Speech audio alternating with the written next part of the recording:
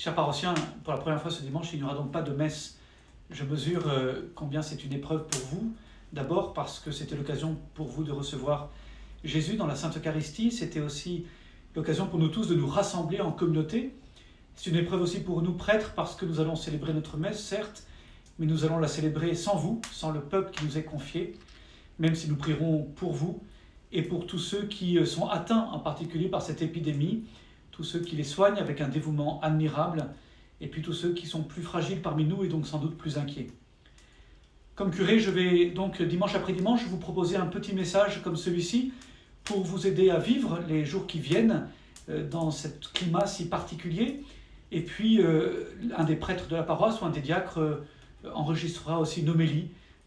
Cela pourra compléter la messe du dimanche que vous pouvez voir à la télévision, sur KTO ou sur Le Jour du Seigneur, sur France 2. Et puis bien sûr, votre visite au Saint-Sacrement que vous pouvez faire. Nos églises restent ouvertes, heureusement. Le Saint-Sacrement sera même exposé le dimanche dans l'église à Saint-Martin et à Notre-Dame. Alors, qu'est-ce que j'avais envie de vous dire pour ce premier dimanche de ce temps d'épreuve ? Eh bien, peut-être vous inviter chacun à discerner l'enjeu spirituel de ces jours qui viennent. Il me semble que cet enjeu, au fond, c'est de chercher à comprendre comment ce temps d'épreuve peut devenir un temps de grâce. Saint Paul dit que Dieu fait tout concourir au bien de ceux qui l'aiment. Ça veut dire que Dieu ne veut pas l'épreuve en tant que telle, bien sûr, mais il est capable de se servir de telle ou telle épreuve pour nous faire grandir.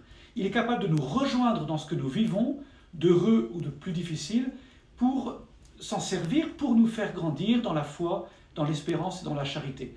Et donc je vous invite, pendant ce temps de prière que vous prendrez aujourd'hui ou dans les jours qui viennent, vraiment à discerner chacun, tel que vous êtes, eh bien, ce que le Seigneur peut désirer faire grandir en vous. Comment il peut souhaiter vous faire grandir dans la foi, l'espérance et la charité. En quoi vous avez besoin, nous avons tous besoin de grandir dans ces domaines-là. Qu'est-ce que nous allons pouvoir mettre en œuvre pour progresser ? Le but, c'est que dans quelques semaines, quelques mois, quand tout cela sera fini, nous puissions nous dire que ce temps d'épreuve a aussi eu sa fécondité. A été un temps, en quelque sorte, de croissance humaine et spirituelle. J'invite les jeunes, en particulier parmi vous, qui vont avoir beaucoup de temps libre devant eux, puisque l'école est fermée, puisque les universités sont fermées, eh bien eux aussi de réfléchir à la façon dont ils vont vivre ce temps, pour ne pas le subir justement, pour ne pas simplement traîner ou perdre ce temps. C'est très rare d'avoir autant de temps libre devant soi. Qu'est-ce qu'on va en faire ? Comment je choisis de le vivre pour ne pas le subir simplement ? Alors, il y a plein d'idées, bien sûr. C'est peut-être l'occasion de prier davantage ou de se remettre à prier si on ne priait plus. Peut-être en lisant l'Évangile, si on ne l'a jamais lu en entier.